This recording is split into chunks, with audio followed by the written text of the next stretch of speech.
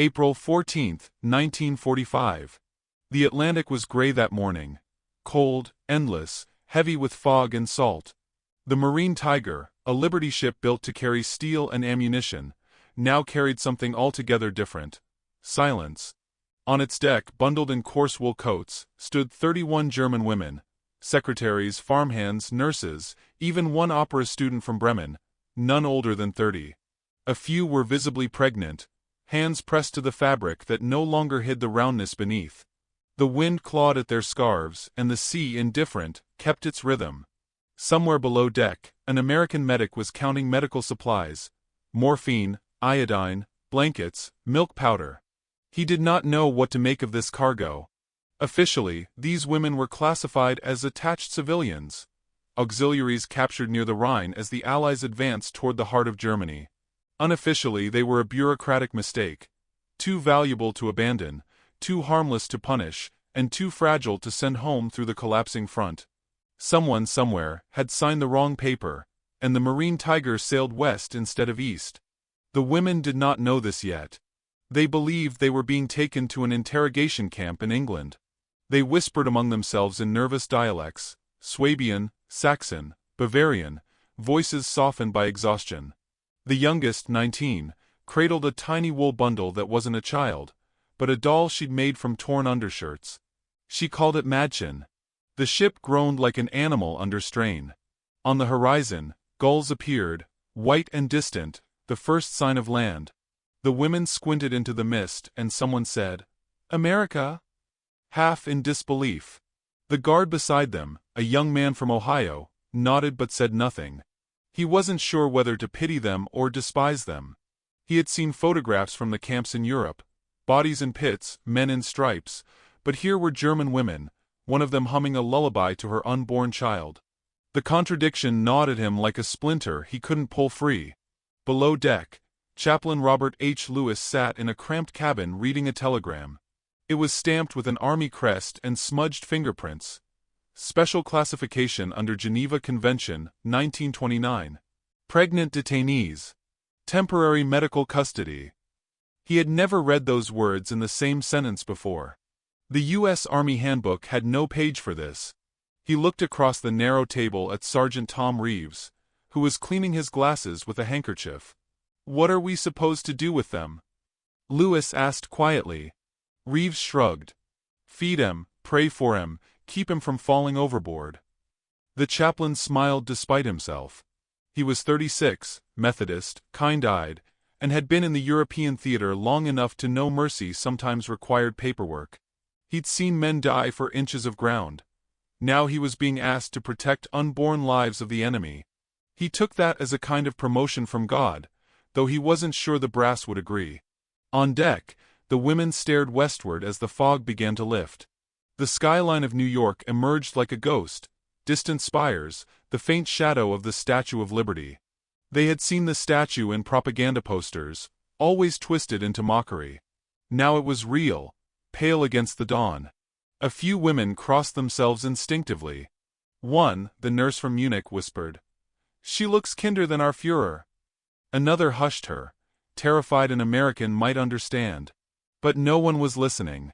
The guards, too, stared in silence. Even Reeves paused, lowering his binoculars. "Would you look at that?" he muttered. They brought the enemy right under Lady Liberty's nose. By mid-morning, the ship was docked at the Brooklyn Navy Yard. The women were herded down the gangway, each carrying a small satchel stamped with a red cross. American MPs stood along the dock, rifles slung, chewing gum, their expressions unreadable. One woman tripped and fell to her knees. The chaplain was beside her before anyone else moved. He helped her up gently, speaking in halting German. "Langsam bit." She blinked in surprise. It was the first word of kindness she'd heard since her capture. In the processing tent, medical officers took records: names, ages, pregnancies. They worked briskly, as if assembling a report no one would ever read. One officer looked up from a form and frowned. "These aren't POWs," he said. "They're civilians." The chaplain corrected him softly. "Civilians can be prisoners too." The officer snorted but said nothing. When the last form was signed, a new order arrived.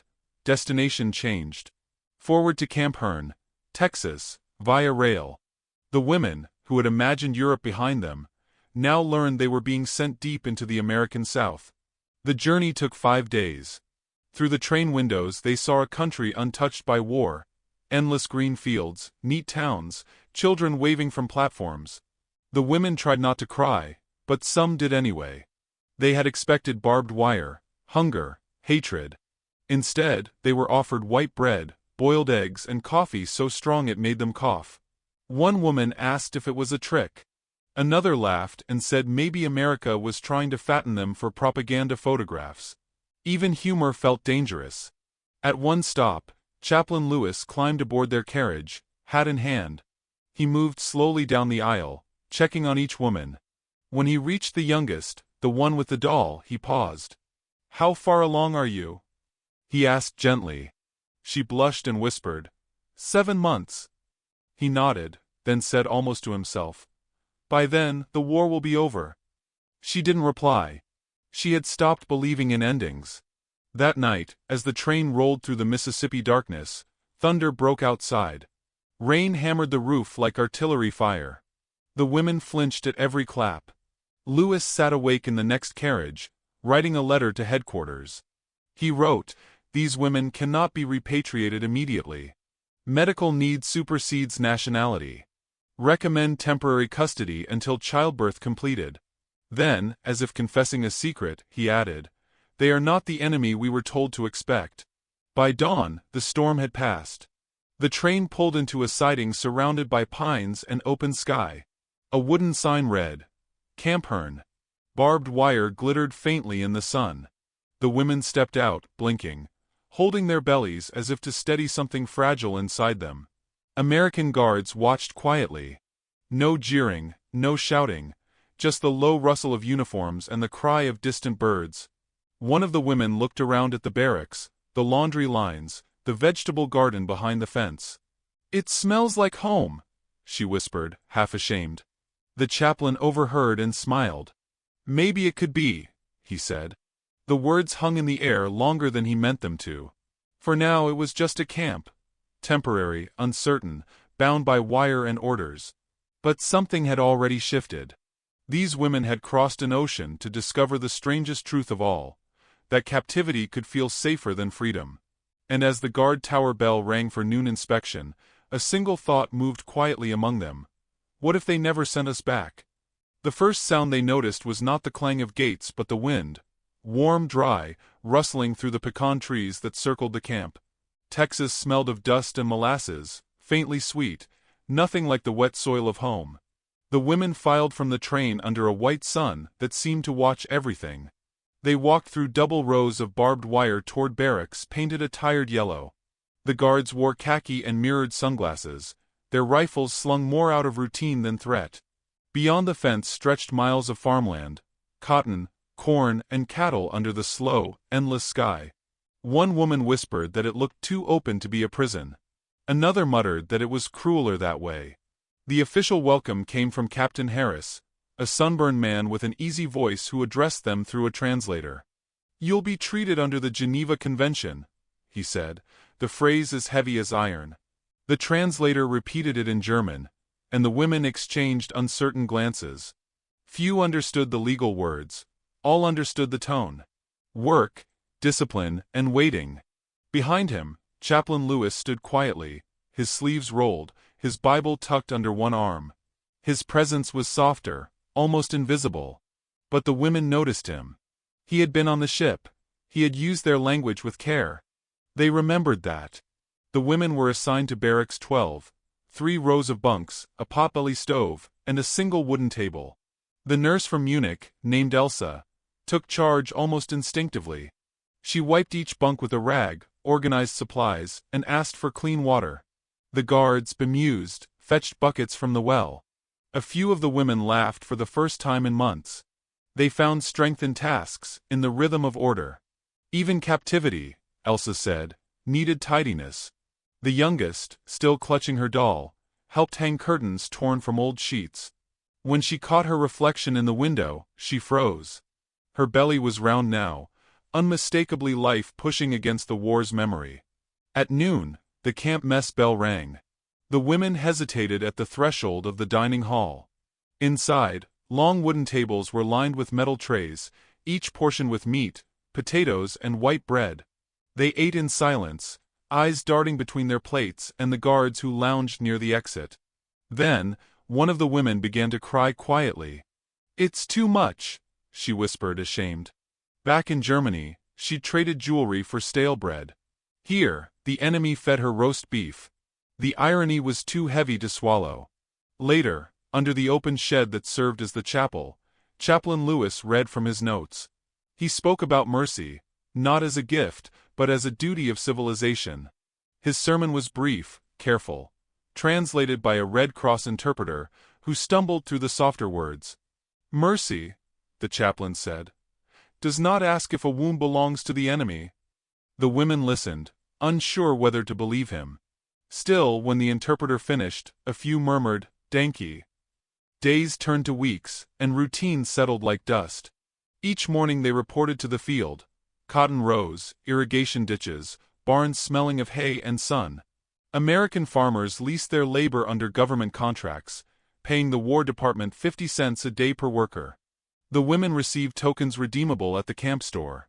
Soap, fabric, sometimes chocolate. The guards drove them in open trucks past local towns where children pointed and waved. A few boys called out, "Nazis." But mostly, the locals ignored them. Texas was full of strange transplants, Dust Bowl refugees, war brides, itinerant workers. German women planting okra barely made the newspaper. Elsa proved skilled with animals. She was soon asked to help at a dairy farm outside the wire. Each evening she returned with milk for the others, quietly defying the rule against sharing rations. "If they ask, say the cow was generous," she joked, earning faint smiles. Beneath the laughter lingered guilt. Every mouthful of comfort reminded them that back home, cities starved under Allied bombing. Yet even guilt dulled with time. Hunger was a harsher master than shame. One afternoon, a sudden cry echoed across the compound. The youngest woman, Lotte, had gone into labor. She collapsed near the laundry lines, clutching her stomach. Panic spread. The other women shouted for help. Within minutes, the chaplain and 2 medics arrived. They carried her to the infirmary, a low wooden hut still smelling of disinfectant and pine oil. The guard stood awkwardly at the door, caps in hand. Hours passed. By evening, the cries gave way to silence, then to the thin, miraculous sound of a baby's wail. Word spread through the camp like wind through dry grass. Prisoners in nearby barracks paused their card games and stood listening. Even the guards stopped smoking. The chaplain emerged, his face damp with sweat but calm. "A girl," he said. "Both alive." The women wept quietly. Lotte lay pale but smiling, her hand on the small bundle wrapped in a U.S. Army blanket. She whispered, "She was born an enemy of no one." The words struck Lewis like a confession. That night he sat by the infirmary window long after lights out, staring at the stars. He thought about the telegram he'd sent weeks ago, asking for permission to keep the women until childbirth. The answer had not yet arrived. The next morning, he received it. The letter came sealed in a brown envelope, stamped from Washington. It authorized temporary, civilian agricultural custody for all pregnant detainees until recovery. No return transport. No repatriation order. The chaplain read the lines twice, hardly breathing. They were to stay, not as POWs, not exactly as civilians, but something in between. He folded the paper carefully and walked to the mess hall. When he told Elsa, she frowned, uncertain. "So we are prisoners still," she said, "but allowed to give birth?" He nodded. "You'll be given quarters for the mothers, medical care, supplies. For now, this is the safest place." Her expression softened. "Safe," she repeated, as if testing the word for truth. Outside, the sun burned through the afternoon haze, and the women hung baby clothes beside the barracks fence. The air smelled of soap and cotton and new beginnings. The camp adapted quickly. The American nurses brought formula and diapers. Guards built small cribs from leftover lumber. The babies became the camp's secret pride. Soldiers passing by stopped to peek through the windows. One left a hand-carved rattle. Another sneaked in candy. Even the local paper printed a discreet notice. Births recorded, Camp Hearn, undisclosed names. But beneath the calm, uncertainty stirred. Rumors spread that once the war ended, all Germans, men, women, children, would be sent home. The mothers whispered at night, fearing what home now meant. Letters from Europe described rubble, ration cards, and Soviet troops marching through villages. Some of the women folded the letters away unread. Better to imagine Germany, Elsa said, than to know her ruined. The chaplain sensed the quiet panic building. He tried to comfort them, reminding them that the war's end might bring new mercy. Yet part of him wondered whether the U.S. command would see mercy, or merely logistics. He walked the fence line one evening as thunder rolled across the fields, thinking how strange history could be, that compassion had to disguise itself as paperwork. Inside the nursery, the first infant stirred, tiny fists reaching toward the sound. The chaplain paused, hearing her cry drift into the humid night. He looked toward the western horizon, where lightning flickered beyond the trees, and thought, if peace ever comes, will they let these children stay? Morning came with the clatter of tin cups, and the faint cry of a baby echoing through the yard. The sun had risen soft and low, washing the barbed wire in gold. By now, the camp had grown used to the impossible. The sight of German mothers hanging diapers between barracks, soldiers carrying milk pails instead of rifles. Even the wind seemed gentler. But beneath that calm rhythm, something restless had begun to stir. The war in Europe was ending, and the question that no one dared to voice now hung in every breath. What would happen when the guns fell silent? Elsa was the first to notice the shift. Each morning she counted fewer guards, fewer supply trucks rumbling in. One afternoon, while helping the local nurse inventory medicine, she overheard two American officers whispering about victory. "Berlin's finished," one said. "They'll start shipping the prisoners back soon." The words struck her like a slap. That night she told the others, her voice low, steady, "They mean to send us home." Around her, the women froze mid-task. Lotte clutched her infant as if someone might take her. "But where?" she whispered. "There is no home." Chaplain Lewis saw the change in their eyes the next morning. Less fear, more dread. He tried to reassure them, quoting the familiar verses of Psalms, but even scripture seemed hollow against the logistics of war. Orders came down to begin assessment for repatriation. Men were first, farm workers, engineers, guards. The women watched them leave on trains bound east, the horizon swallowing one convoy after another. The men waved from windows. Some shouted promises in broken English, "Danke. We'll write." The women didn't wave back. They knew letters seldom found their way through ruins. Within days, the camp felt emptier. Only Barracks 12 still rang with laughter and the cooing of infants. Lewis fought to delay their transport. He cited health, malnutrition, unstable conditions in the European theater. Headquarters sent curt replies. "Pending review." Bureaucracy moved slower than compassion, but not slower than fear. The women began to hide small things. A spoon, a piece of cloth, even a photograph torn from an American magazine showing a farmhouse with a red door. "If they send us back," one said, "I will dream of this place instead." The children were growing fast. By summer, 3 infants could crawl. Another 2 were learning to stand. Their laughter filled the yard, drawing smiles from even the hardest guards. One sergeant, a former schoolteacher from Kansas, carved a wooden swing and set it up by the fence. "Every camp needs its playground," he said, half embarrassed. The mothers applauded. For a moment, it seemed the world beyond the wire had forgotten them, and they were glad for it. But news arrived one evening that shattered the illusion. Hiroshima. Then Nagasaki. The radio crackled in the mess hall as guards gathered around the static, faces pale in the flickering light. The women listened from the doorway, unable to understand the words but sensing the gravity.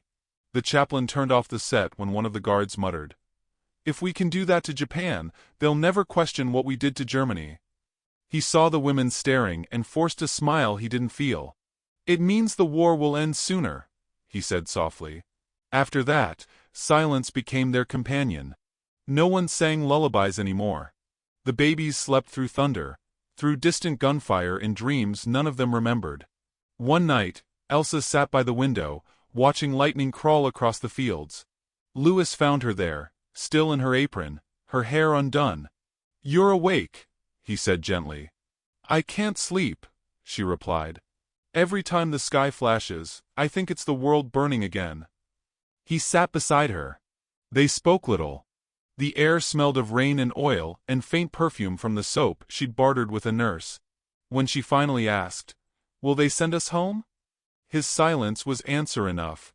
Weeks later, a telegram arrived confirming the inevitable: repatriation within 60 days. All German nationals, without exception. The chaplain read it twice, his chest heavy. He walked to the nursery, where Lotte rocked her daughter near the stove. The baby was asleep, mouth open, fingers twitching in some innocent dream. Louis cleared his throat. "There's news from Washington." Lotte looked up, searching his face. "We must prepare you for transport," he said quietly. The color drained from her cheeks. "To where?" "Germany," he answered. She looked down at her child. "She was born here," she whispered, "under your flag." That night, the women gathered behind the barracks, lanterns dimmed. They spoke in murmurs, half prayer, half rebellion. Some wanted to plead for asylum, others, to disappear into the farmlands. "They will find us," Elsa said. "This country counts everything, every fence post, every child." Still, she couldn't bring herself to tell them not to hope. The thought of Germany, its ruins, its hunger, haunted her. Her own family's last letter, months old, had ended with a single line: "We have no roof, but we live." She folded it now, pressing it against her heart. The next morning, something unexpected happened. The townspeople began visiting the camp, wives of farmers who had worked alongside the women in the fields. They brought gifts: jars of jam, baby clothes, ribbons. One elderly woman pressed a note into Elsa's hand. "If they send you back, write to us. Texas remembers kindness." Elsa wept openly. The chaplain, watching from a distance, felt the weight of history tilt slightly, as if goodness were balancing on a knife's edge. Then, without warning, tragedy cut through the fragile peace. One of the infants, little Jacob, caught a fever. The camp doctor did what he could: compresses, sulfa powder, but the infection spread too fast. The child died at dawn, his mother screaming into the quiet like a gunshot. The guards lowered their heads. The chaplain performed the burial himself under a live oak beyond the fence, using an empty ammo crate as a coffin. The women stood together, holding their children tight, their shadows long against the red soil. "He will not be the last," Elsa murmured. The words were not prophecy, but memory of a nation that had buried too many sons. After the funeral, the chaplain sat alone at his desk, the report form blank before him. Cause of death: pneumonia. He hesitated, then wrote beneath it: nationality: human. It was the only rebellion he could afford. In the days that followed, the women grew quiet again, their laughter rare. Yet something had hardened in them, a resolve not to let fear dictate the story. They sewed small American flags from scraps of cloth, not out of defiance, but as keepsakes. "To remind them," Elsa said, "that we were treated as women, not enemies." The chaplain didn't stop them. As August turned to September, the war officially ended. Bells rang in town. The guards celebrated with cigars and beer. From inside the wire, the women listened, each holding her child as if the sound might carry them home, or somewhere better. The chaplain approached the gate, watching them in silence. The sun was setting, a crimson wash across the fields. He thought of the orders on his desk, of the train schedules already stamped. And then, quietly, he whispered to no one, "What if mercy had no borders?" Behind him, a baby laughed, sharp, sudden, alive. The sound broke the evening stillness, fragile yet defiant. He turned toward it, heart pounding, realizing that in a world divided by flags and barbed wire, that laughter was the most dangerous sound of all. Autumn came quietly, slipping over the Texas plains like a sigh. The cotton turned white against the gold grass, and the air smelled faintly of smoke and rain. In the camp, life had settled into a rhythm that felt almost natural.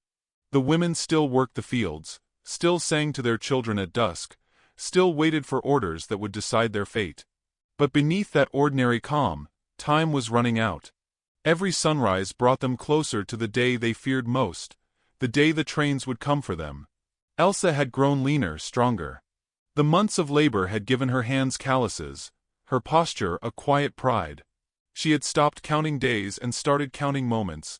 The weight of her daughter in her arms, the sound of the wind through the wire, the way the chaplain paused before saying her name as if afraid to make it real.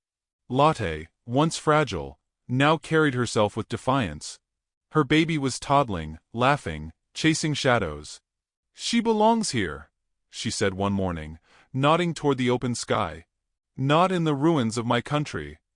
Elsa didn't answer, but she thought of her own mother's letters, ink fading, words brittle from the cold, and knew Lotte was right. One evening, the chaplain gathered them in the mess hall. The lamps hissed softly, their light yellow and tender against the wooden walls. His face was drawn. "The final orders are confirmed," he said. "All German nationals will be transported within 2 weeks. You'll be taken to the port of New Orleans and sent home aboard U.S. Navy vessels." His voice faltered at the word home. A stillness fell over the room, the kind that feels alive, waiting to break. Then Lotte spoke. "Home is where my child was born. You can't make me go." The chaplain didn't rebuke her. He only looked down at his hands. "I don't have the power to change the law," he said quietly. Elsa rose from her chair. "Then the law is wrong." The words hung in the air like gunfire. The guards at the doorway shifted uneasily, unsure whether to intervene. Louis dismissed them with a glance. When the women left the hall, they walked with a new steadiness, as if some invisible weight had lifted. Rebellion had begun, not with violence, but with refusal. Over the following days, whispers spread through the camp. Some women spoke of hiding in nearby barns, others of blending in with farmhands. The chaplain tried to discourage them, but he understood. He too had begun to question his own obedience. In his office, the telegraph machine clicked with messages he could no longer bear to read. Lists of ships, quotas, signatures of men who had never seen these faces. One night, he tore the telegram in half and sat in the dark, listening to the insects hum beyond the window. The morning after, he walked to Barracks 12 without his cap, his eyes tired but alive. The mothers were outside, hanging laundry in the mild breeze. Children toddled between buckets of soapy water, giggling. "I've sent a letter," he said. Elsa turned, squinting against the sun. "To whom?" "To Washington. I asked for a delay." She smiled faintly. "And if they say no?" He hesitated. "Then I'll ask again." A week later the answer came, not a yes but silence. No response, no telegram, only the steady absence of acknowledgement. That silence emboldened him. He began falsifying reports, marking medical delays, extending recovery statuses, altering transport rosters. Each forged line bought them time. It was a dangerous mercy, one he could justify only to himself. "History," he told his reflection one night, "won't remember paperwork." But time, like the war itself, was merciless. One morning, 2 army trucks arrived without warning. The guards assembled, uneasy but compliant. An officer with a clipboard stepped out. "Orders are to clear all remaining civilians within 48 hours, he said. "No exceptions." The chaplain argued, medical cases, infants, lack of provisions, but the man cut him off. "You've had your grace period, Reverend. The war's over. Everyone goes home." The women watched from behind the fence, clutching their children. Some wept quietly, others stood stone still, rage dulling their fear. Elsa stepped forward until her fingers brushed the wire. "If you take us," she said to no one in particular, "you take the children too. Are they prisoners?" The officer didn't answer. He turned to leave, muttering something about protocol. The chaplain called after him. "Protocol doesn't bury infants." The officer hesitated, then climbed into his truck without looking back. That night, the camp didn't sleep. The women packed small bundles, cloth, photographs, scraps of baby clothes. The chaplain paced outside under a bruised sky, torn between duty and something deeper. He stopped when he heard singing, soft, wavering, carried on the wind. The women were in the chapel, their voices rising in a lullaby. German words, ancient melody. He stepped inside. The sight broke him. 30 women, each holding her child, faces lit by candlelight. They sang not as prisoners, but as mothers who had refused to be forgotten. When the final day came, dawn painted the horizon red. The trucks rolled in again. Soldiers opened the gates, their movements slow, hesitant. The chaplain stood by the entrance, hat in hand. "I'm sorry," he murmured. Elsa met his eyes. "No," she said gently. "You tried." She lifted her daughter, kissed her forehead, and joined the line. Lotte lingered, holding her child tightly. "Tell them," she whispered to him, "that Mercy lived here once." Then she climbed aboard. The engine started, coughing clouds of dust. The women waved to the guards, to the trees, to the invisible horizon where they'd once hoped for freedom. As the trucks pulled away, the chaplain stood motionless, the wind tugging at his coat. In his chest, something hollowed out and refused to close. He turned back toward the camp, its empty cribs, its silent fences, and knew the story wasn't over. A week later, a letter arrived. It was from the War Department, dated 3 days before the transports left. It read, "Repatriation delayed pending review. Do not proceed until further authorization." He stared at the paper until the ink blurred. Then he sank into his chair, laughter breaking through his grief, a sound half joy, half despair. The delay had come too late. In the months that followed, Camp Hearn was dismantled. The barracks were stripped, the fences cut, the fields reclaimed by grass. Only the chapel remained. The chaplain stayed behind long enough to plant a row of pecan trees along the path where the women had once walked with their children. He never spoke of the forged reports or the unanswered letter. But every Sunday, he left a small bouquet by the gate, wildflowers and milkweed, bound with a torn piece of linen. Years later, when the camp was nothing but memory, travelers passing through Texas would sometimes find a single wooden cross standing beneath those trees. No name, no date. Just a hand-carved word. Mutter, mothers. And on certain evenings, when the wind blew right, the faint sound of laughter seemed to drift through the branches, the kind that no fence could ever contain.